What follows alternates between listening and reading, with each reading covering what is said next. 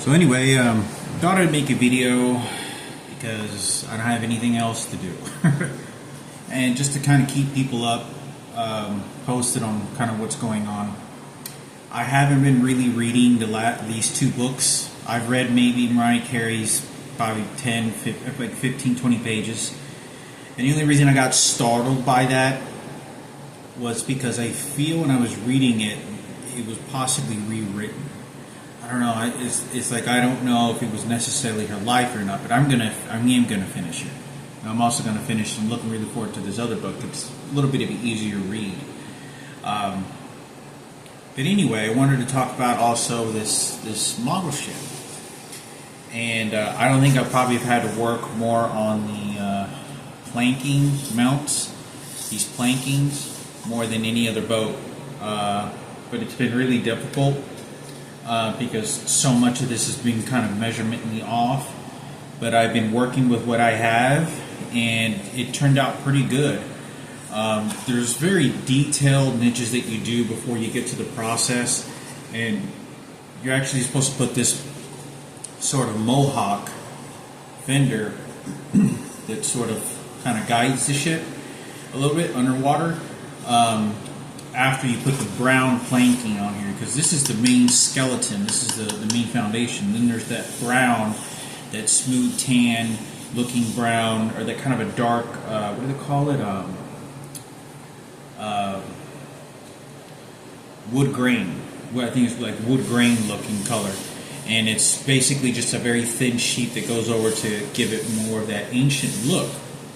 So you will never see any of these sort of niches here and there. Like if you look real closely, I've had to slice them and dice them and put them in here, and little by little, and it's been very tedious work.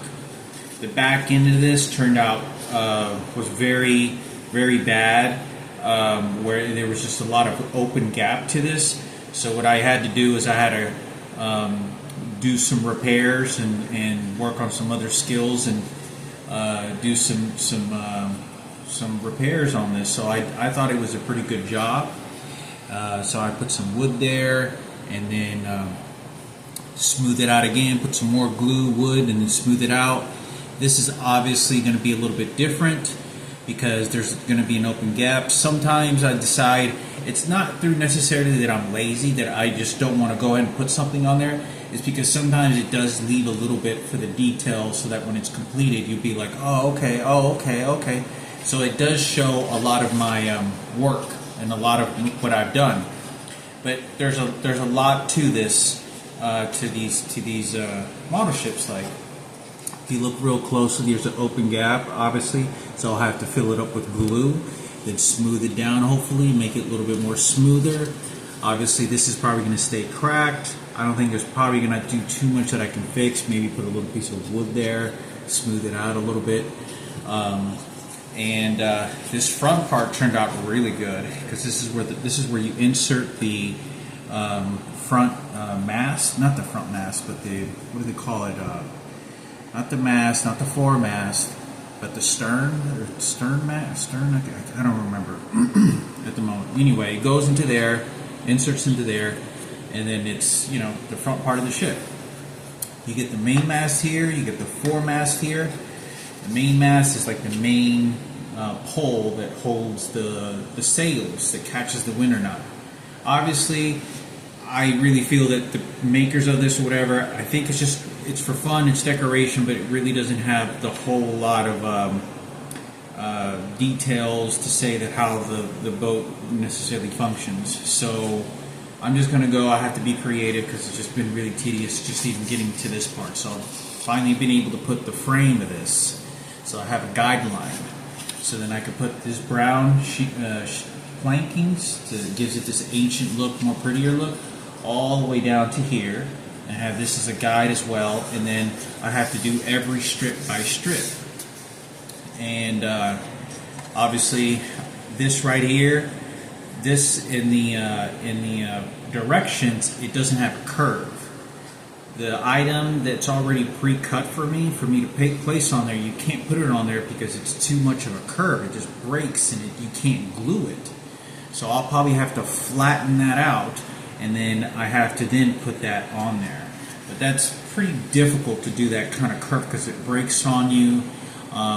It's just very difficult, very very difficult at times to do, and it could be very likely to end up breaking.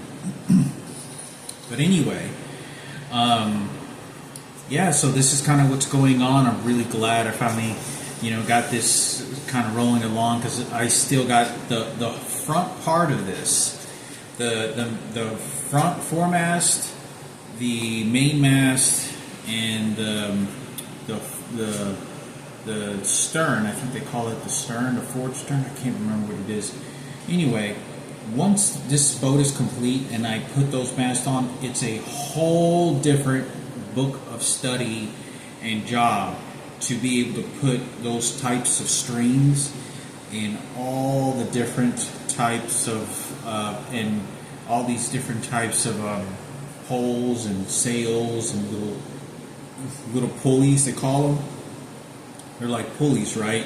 And you use them to pull and pick up things that are more heavier, doing it with less resistance for your physical body. You just have to work more, but light work. And it's kind of like cardiovascular. If you want to be really strong, you lift heavier weights. If you want to be really ripped, you have to do repetitions a lot. Well, anyway, so I have to be creative. So when they put when I already finished the foremast and all the strings and all that other stuff, when that ended up putting on there, the directions on there were switched out on me. So I can't follow the directions necessarily. I have to do work with what's best. So once that's mounted, I have to basically probably do like 50 to 70% of what this book is, or with this instructions, and then go with what is going to look visibly okay. So there's going to be some creativity on here. I may not flatten it. I may try to, but I'm almost positive because it has too much of a curve. It's particularly not like this because I have, this is pretty difficult, and this was very difficult. But yeah, and as far as this doesn't seem like that much, but compared to how this curve is and to how straight this part is and how it's supposed to, there's nothing to hold it on there and there's hardly any clamps. I thought it was a very good fix for a horrible situation to try to get this fixed. So yeah, I think I'm probably just going to leave that there. It has just a little chip there, and obviously, I already talked about this in the front center of this. There's very details that you won't even see, like when you're actually putting this on.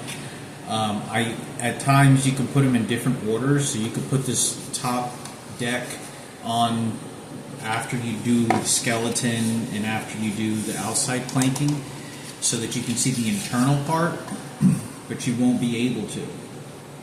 You can't see anything of what I did because I already put the decking on here. But the thing is, when you put this decking on here, it's supposed to go flat on the skeleton inside, but it's not. So it's that much more. Instead of it's doing like this, it's more like this. So that may be why that when I put the cannons in, that the back tires are gonna be lifting, and that's why. That's probably that's the only reason. Pretty sure why, but it's very difficult. I wanted to get through it, but I wasn't thinking ahead of time to know that afterwards, and that was going to be an issue. But it's on there, and it's literally just off by like 2 millimeters, literally by like 2 millimeters, and that's just enough so that throws everything off. So there's so much into this, to try to make this look real smooth. It's easier to make this look smooth once you have this on there, but I was as accurate as I could get it. I actually did this smooth part, and then I inserted this, and I thought this turned out really good. Even to get this directly pointed together, and even is very difficult because you saw down so much and too much of any of this, and the whole design, it throws everything off. Because then you have to do it to the other side, and some of the other sides have to line up along with the other side, like they meet up with each other. Same thing, just triangle. Then you have to do more work. And but anyway, yeah, it's coming along. Looks great. I always love the way that this looks. Just getting in the process and doing nicks and crannies, and it usually takes me. I should have probably already completed this. I should probably be completing this in about a week. This is not going to be finished until probably the first week of January or last week of December. But I've just kind of been coasting through and playing video games, and gonna start getting back to some other routines of reading book, maybe get a keyboard. Don't know yet. I always have to see what's going to work out best. But yeah, this it's always great. The molding of this, the glue gives it a shine, which means I'll probably have to glue the whole thing to give that shine to it. Otherwise, it makes that much more of a difference. This was already cracked, so obviously this is always going to be visible there. This side also even cracked a little tiny bit. But if you ever look at the stuff that they have in the museums, like I went to Washington D.C. and went into the museums and the Navy Museum, and they have all these artifacts. Which eventually I'm going to go there again, and I'm going to get some of the artifacts they had in the Navy shop, and they have all these cool, these really, really sweet-looking items. So I thought it'd be great to apply those to any model ships down the road in the future. But definitely, I went there, and I think I went to a few other places, and I seen these model ships, and they're pristine.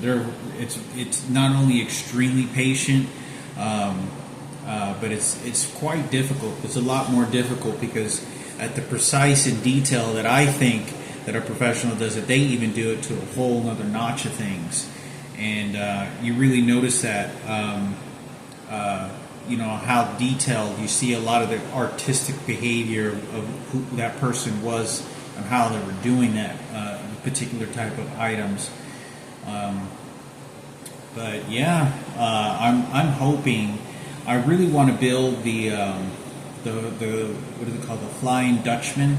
The Flying Dutchman is just like it's just it's magnifico, and I hope that I can, that is like a 6-month project, because I want to obviously going to be adding lights, which I've never done before, speakers, to give it this, this sort of theme and this sort of idea of, realistic. It's almost kind of like movie theater quality, and which is something I want to build and maybe add a few different items on there, but it's considered like a medium difficulty to a hard difficulty, which is very, when you're purchasing and you're building them, you realize when I'm talking how more difficult than it really is. But anyway, and but my that one, and my number one also is the Titanic. Is that I really want to build. Amati just came out with the Titanic. Like, I think it was like 3 weeks ago, or it was like 2 or 3 weeks ago. They sent me an email. It said they just came out with like I think it was like a remake. I don't know if they already had it. I never seen it. I never seen Amati had it. Only Orca, Okri. I think it's OCCRE, Okri. So Okri is a company that makes it. It's real known. They make a bunch of model ships, and Amati's like sort of, I think, a little bit more the elegant side of it. But yeah, Amati and Okri has Titanic ships, and they basically look identical, the same.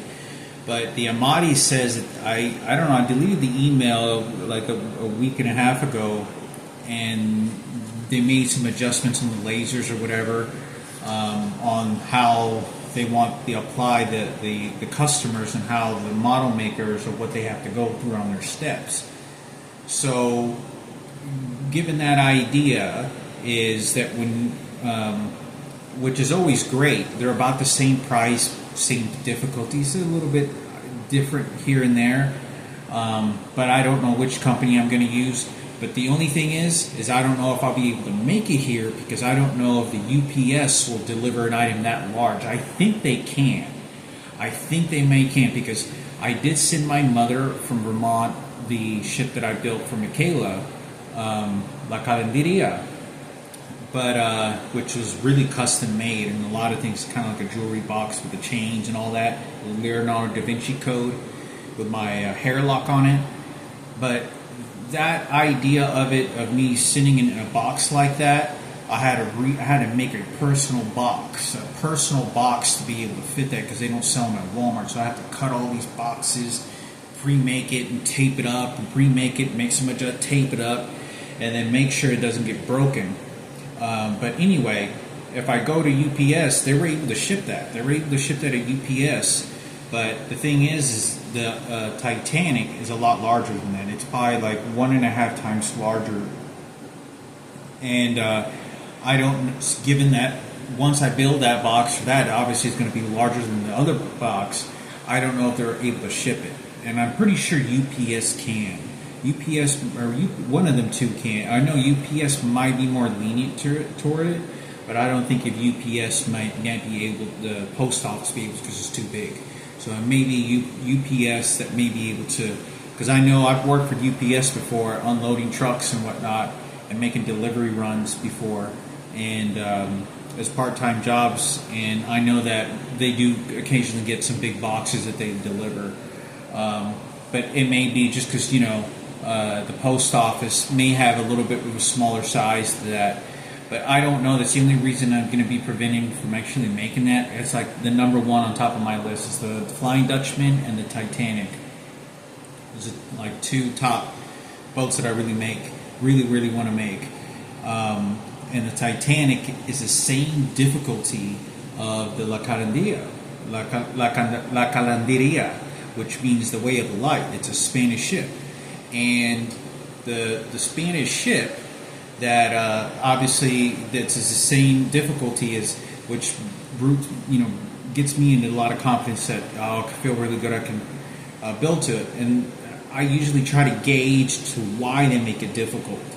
The difficulty and how they gauge and how many steps and how many things you have to go through is measured differently, because even though the number of steps may be basically the same, you may have to do more of it and a smoother process, which gives it that, or you may be doing less steps on the Titanic but have to go through more of the procedures.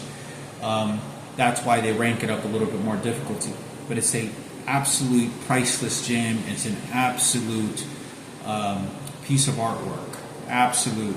And that one is, I'm not going to touch it. I'm not going to be messing it. Alternate, if anything, I may add a speaker or our NFC little attachment so you can play music to it, or maybe add maybe like a couple statues or action figures. Not action figures, maybe like a few things, maybe a cross, an angel, but everything else is going to basically just be the way that it is. But I hadn't decided yet, but that's on the top of my list, and it's a beautiful boat. I mean, it looks just really exciting. It just looks really exciting, and that one I plan to. I don't, because I can't experiment too much with it, because the idea of it is that they use like these putty or something, and they put it over it and then they smooth it out. So it's like they put a bunch of putty and then they smooth it out real smooth, and then they paint that putty. So that's why it gives it that metal look to it.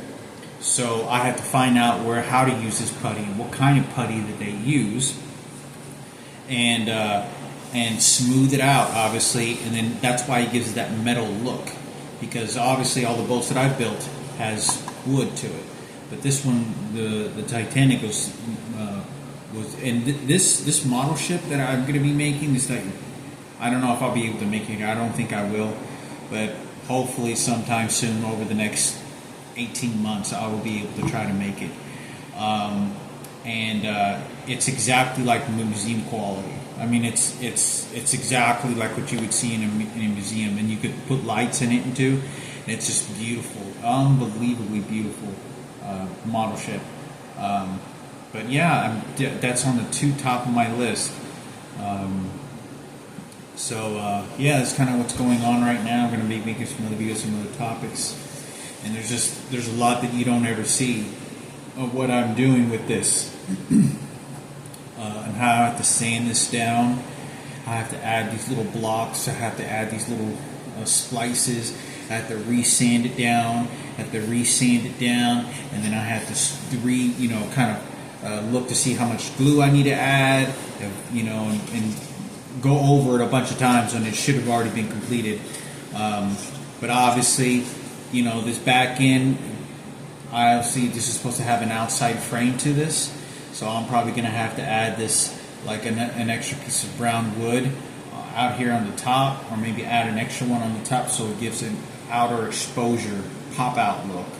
But I don't know if I'm going to do that, because obviously I'm going to have to, but I won't wait until I get there, because if I did it, go ahead and put those on there now, it's just going to look kind of weird. It's just not going to look correct. It's going to make it look like it doesn't look like the rest of the other frames, which is fine because it doesn't look like the book or like what it says. But I think this is great. Like, this is not something that I expected to do. And this looks great right here. You see this?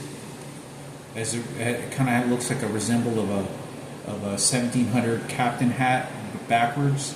It looks really good. I thought when I came across it, I thought that looked pretty good. It gives it a model ship look. Because if you ever look at the back ends of model ships, or like boats back in those days, they have a particular type of design that it's not just the structure of a boat and how they work. They also want to apply their patriotic architectural designs. Like, obviously 17 and 1600 and the 1400s of model ships during the time of where ships were sailing across the seas for months and years, trading goods from India to the U.S. and Europe to the mountains of India, and what do they call it? I can't remember the name right off the top of my head. I think it's called Mount Everest. Yeah, it's like the Andes. The Andes, I believe, was like a really big location where they used to sell a lot of foreign goods. And they had, like, India had a lot of teas and a lot of certain foods they used to have back in those days. And a lot of these other countries back in those days, they used to trade with foreign goods. And they'd have to bring these ships and load with merchandise and stuff. So, and that's how they started, bringing seeds and whatnot. But anyway, yeah, so there's a lot of the ships that they build, especially more of the elegant ones, on how they build them. They build them a certain kind of way because it's like a tradition, or it's kind of like a method to represent their country, or to represent how they did things. And it goes into some sort of details. Obviously, they always each country tries to send their sort of message by the artifacts that they make and design to represent a culture and represent what kind of goes into that. So anyway, this is kind of something that reminded me of something that I particularly noticed maybe in the Spanish or in the American for some reason here on this curve. Because it kind of reminds me, if you look at their hats back in like the 1500s, it's like sort of the old school hats, kind of like these ships. For some reason it did, But anyway, yeah. So I thought I'd talk about some other things, and this is how much I've gotten so far. It was quite more difficult usually. I like to go more smooth than this, but this is a lot of work. This is, I should have completed this pretty fast. But like I said, I don't know how much more hard work they're making me do, because they're changing the size and it makes it very difficult on me because then I have to keep doing, I'm breaking these, shingles and then have to re-glue it and then have to put a new one on there or whatever, and it makes it difficult because whenever I eventually get to this beautiful brown, this wood grain look, which really gives the ancient look to it. It gives the ancient look. But it's it's coming along. There's a lot of details, but I'll leave that like a block, or I'll usually sand that down to kind of narrow it down. It's a lot of work, but if you look if you ever get the chance to look at these model ships, please do go to look at the model ships they have in museums. It's just exquisite. I've always been, I used to go to Children's Medical Center, and one of the things that when I used to see all these model figures they used to build on the side of mountains and all the sides, it brought this sort of belief of God, and it gave you sort of this sense that if you have the ability to look at something like you were a piece of God, then there has to be something greater than you. And it sort of applied that. It sort of applied that understanding. And I remember that. I went there once when I was in my 20s. I went to Children's Medical Center. And I just went there to look at the model to see if it was still there. And I looked at it, and I think they still did. I remember I was on the second story. Then they made me shit, and I remember that.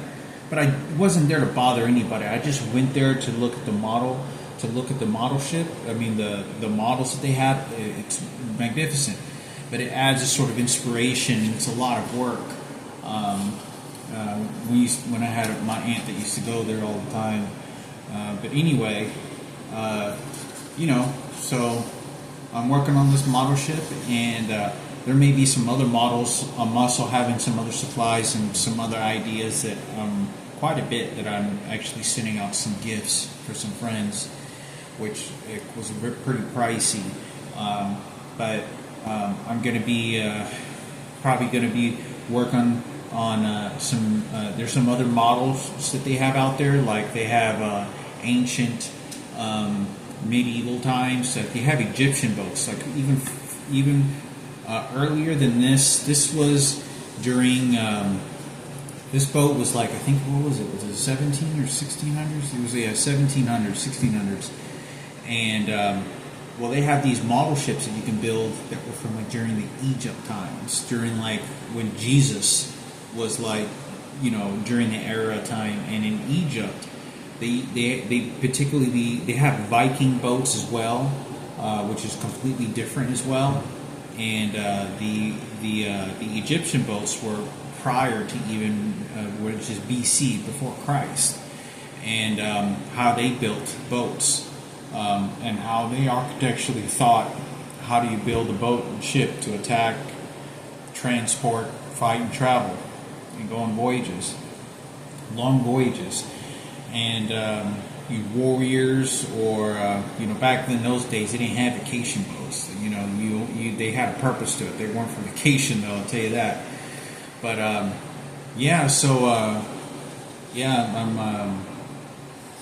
really kind of enjoying this, and it's. I'm going to talk about some other subjects though.